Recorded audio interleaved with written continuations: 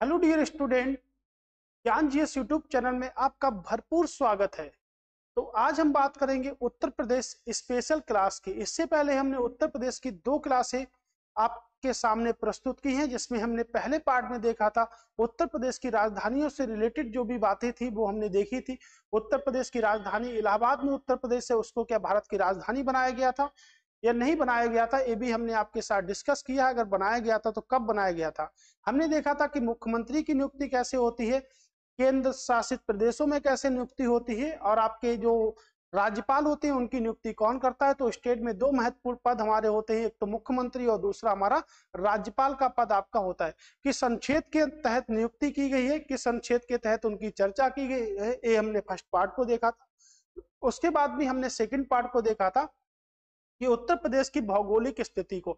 तो उत्तर प्रदेश की भौगोलिक स्थिति के साथ में हमने आपके भारत की भी भौगोलिक स्थिति को यहाँ से देखा था। ठीक है, तो चलिए शुरू करते हैं। आज का जो हमारा पार्ट है वो क्या है, आपका लोक नृत्य है। तो उत्तर प्रदेश के महत्वपूर्ण लोक नृत्य हैं, यानी कि लोक नृत्यों के बारे में थोड़ा सा हम आपके साथ चर्चा करेंगे। तो जो नृत्य होते हैं वो हमारे दो टाइप्स के होते हैं, यानी कि दो प्रकार के होते हैं।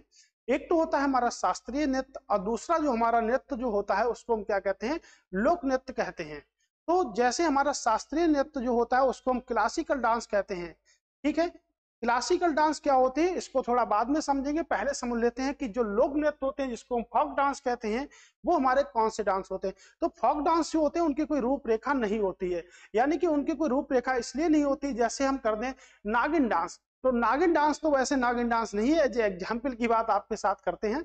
जैसे हम मान लेते हैं कि भांगड़ा डांस, तो भांगड़ा डांस के लिए कोई रूपरेखा नहीं है। आप जैसे वहां पे नाच रहे हैं वो सब भांगड़ा के अंतर्गत आता है। ठीक है, और जैसे आपने नागिन डांस करे तो आप जैसे भी नागिन बन गए हो, चाहे जहरीली नागिन बन जाओ, ये जहरीली नागिन ना बनो, मधोस नागिन बन जाओ, ये सब क्या फोक डांस है। यानी कि हमने यहाँ से समझा कि जो हमारे लोक नृत्य होते हैं वो क्या होते हैं, उनकी कोई भी रूपरेखा नहीं होती है, यानी कि लोक नृत्यों की कोई भी रूपरेखा नहीं होती है।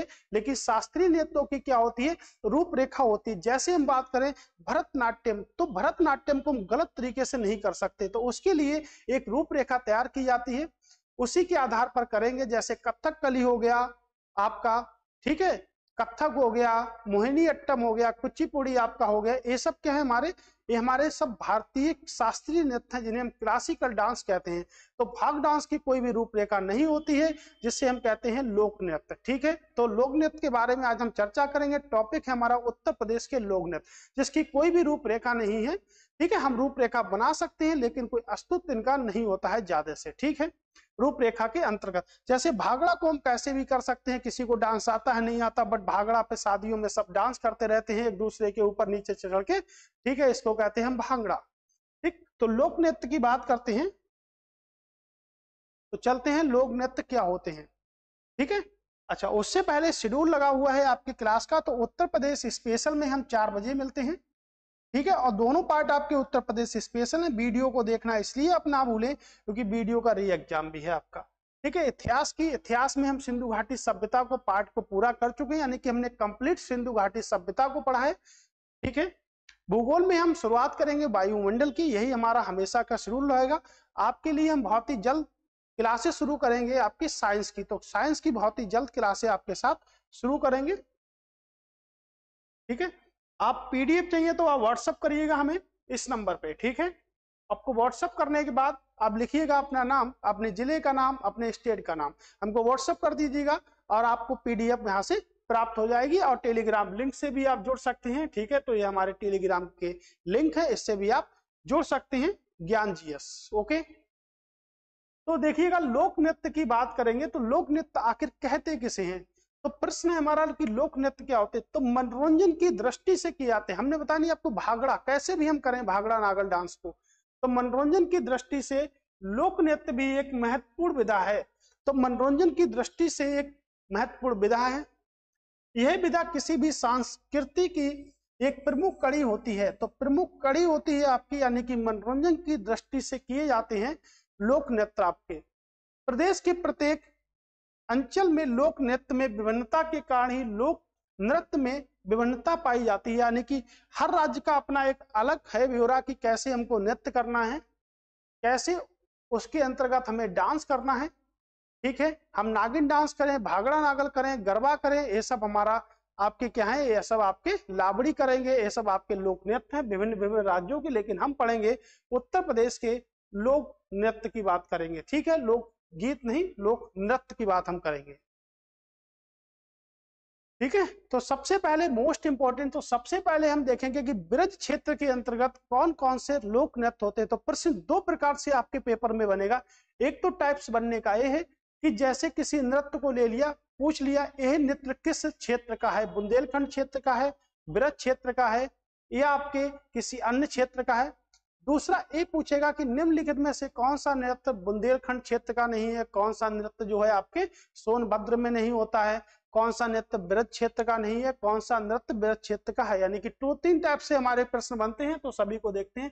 चरकुला देखते हैं। ब्रज क्षेत्र में होली पर 108 दीपकों का चरकुला सिर पर रखकर महिलाओं के द्वारा नृत्य किया जाता है।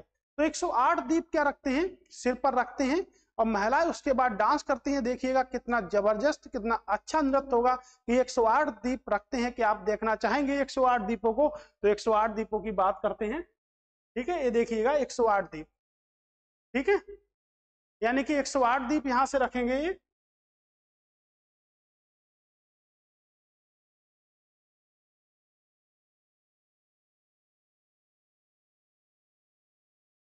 तो 108 दीपों को यहां से रखेंगे। ठीक है, ओके, ठीक है, 108 दीपों को रखेंगे हम यहां से। ये जो कहाँ किया जाता है, चरकुला आपके ब्रज क्षेत्र में किया जाता है। देखिएगा लठमार होली, तो ब्रज क्षेत्र में आपके लठमार होली भी होती है। लेकिन लठमार होली बरसाने में फागुन मास की शुक्ल पक्षमी की नवमी को बनाई जाती है। तो अगर प्रश्न बनता है कि लठमार होली आपके कहां पर होती है, तो लठमार होली जो होती है वो आपके बरसाने में होती है। कहां पर होती है भाई मेरे, बरसाने में होती है। तो लठमार होली आपके बरसाने में होगी। ठीक है, आपके मथुरा वृंदावन में कहीं पर नहीं होती। कहां पर होती है, आपके राधा रानी के मंदिर यानी कि बरसाने में होती है। उसके बाद हम करेंगे झूला नृत्य की बात करेंगे। तो ब्रज क्षेत्र का नृत्य है जिसका आयोजन श्रावण मास में किया जाता है। इस नृत्य को मंदिरों में भी किया जाता है। तो चरकुला हो गया आपका, और आपका झूला जो नृत्य हो गया वो कहाँ के नृत्य हैं आपके, तो वो नृत्य है आपके कहाँ कर, आपके ब्रज के नृत्य हैं। ठीक है, मयूर की बात करेंगे। यह नृत्य ब्रज क्षेत्र में है आपके।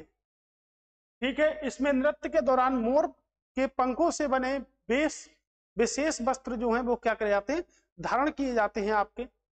घड़ा नृत्य की बात करेंगे तो ब्रज क्षेत्र के लोगों के द्वारा किए जाने वाले इस नृत्य में बैलगाड़ी के रथ के पहिए पर अनेक घड़े रखे जाते हैं, फिर उसे सिर पर रखकर नृत्य किया जाता है। देखिए घड़ा नृत्य जो है ब्रज क्षेत्र में है। आप पढ़िएगा कि ब्रज क्षेत्र के लोगों के द्वारा किए जाने वाले इस नृत्य में बैलगाड़ी, किसका, बैलगाड़ी अथवा रथ के पहिए पर अनेक घड़े रखे जाते हैं, फिर उसे सिर पर रखकर नृत्य किया जाता है। क्या किया जाता है, नृत्य किया जाता है। देखिएगा, ठीक है, ये देखिएगा आप, ये मयूर नृत्य है। ठीक है, और ये क्या है, आपका घड़ा है। ये आपका घड़ा है, ये आपका मयूर नृत्य है। ठीक है, तो हमने यहां से देखा कोई ब्रज क्षेत्र के जो नृत्य हैं, पहले तो हमने देखा मयूर है, घड़ा है, तो ये भी प्रश्न हमारे बनते हैं। उसके बाद देखा गया चरकुला है और आपका झूला है। तो आप याद रखिएगा चरकुला, झूला, मयूर और घड़ा। चरकुला, झूला, मयूर और घड़ा जो लोक नृत्य है वो कहाँ के हैं, आपके ब्रज क्षेत्र के हैं यहां से। ठीक है, उसके बाद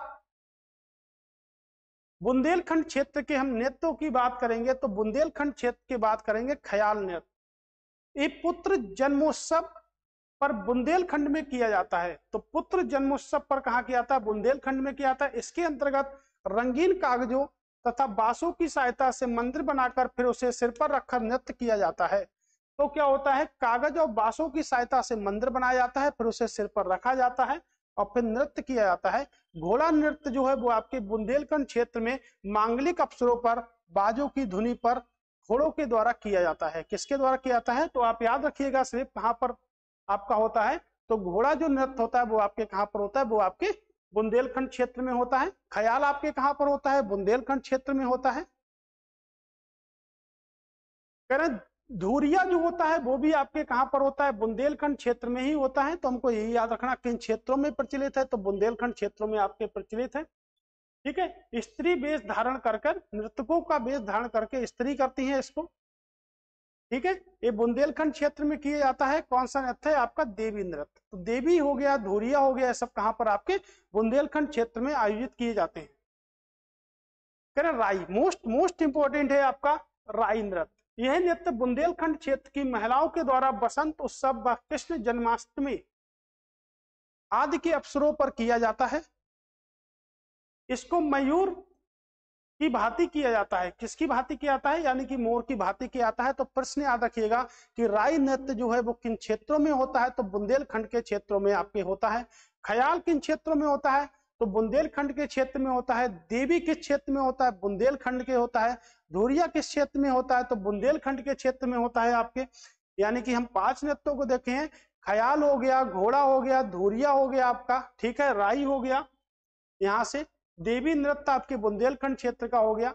ये देखिए दीप नृत्य बुंदेलखंड क्षेत्र के अहिरों के द्वारा किया था। अब पूछा गया कि अहिरों के द्वारा कौन सा नृत्य किया जाता है? तो हम कह सकते हैं दीप नृत्य। ठीक है, दीप जलाकर किया जाता है। कलश या थाली में रखकर नृत्य किया जाता है। देखिए कलश या थाली, ये अपनी अपनी रूपरेखा है। तो लोक नृत्य की कोई रूपरेखा नहीं होती, वैसी बहुत सारी रूपरेखाएं होती हैं आपकी। ठीक है, तो क्या होता है?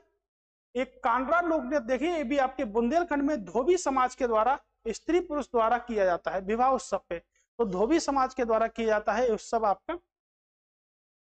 ठीक है, उसके बाद चौलर मोस्ट इंपोर्टेंट है, सोनभद्र के नृत्य। ये देखिएगा, ये महिलाएं देखिएगा आप, ये बोल रही हैं कि फसल होने वाली है, बारिश कर दीजिएगा भगवान।